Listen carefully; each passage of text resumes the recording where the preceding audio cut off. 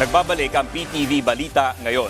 Pinaimbestigahan na ng Office of the Ombudsman sa Commission on Audit ang reklamo laban sa mga dati at kasalukuyang opisyal ng Light Rail Transit Authority o LRTA. Kaugnay ito sa umano'y anomalya sa Multi-Billion Propulsion and Monitoring System Project para sa train sets ng LRT2.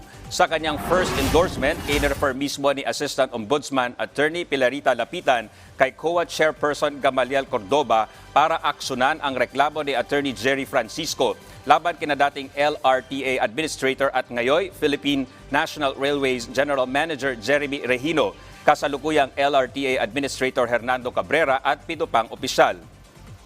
Base sa reklamo ni Attorney Francisco, nagsabwatan umano ang mga opisyal at private respondents mula sa kumpanya Multiscan Corporation at Brown Steel Corporation, Woojin Industrial Machinery at World Leaders Transport Corporation para tanggalin ang 3 train sets ng LRT2 na wala namang depekto at gamitin naman sa testing ng mga equipment ng kumpanyang Woojin.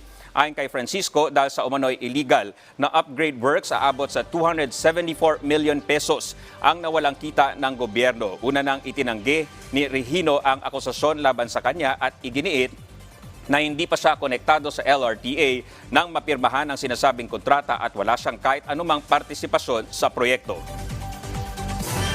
Inilatag ng Job Sector Group ng Private Sector Advisory Group kay Pangulong Ferdinand R. Marcos Jr. ang kanilang mga rekomendasyon para makalikha ng mas maraming oportunidad sa trabaho para sa mga Pilipino.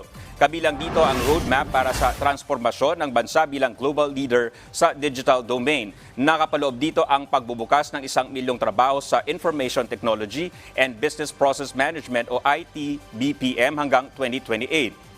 Bukod sa direct jobs, ang mga hakbang na ito ay maaaring makalika ng mahigit 6 na milyong indirect jobs sa iba't ibang industriya ayon sa PSAC. Tinatayang 169 billion pesos na personal income tax ang inaasahang kontribusyon ng roadmap sa ekonomiya ng bansa kada taon.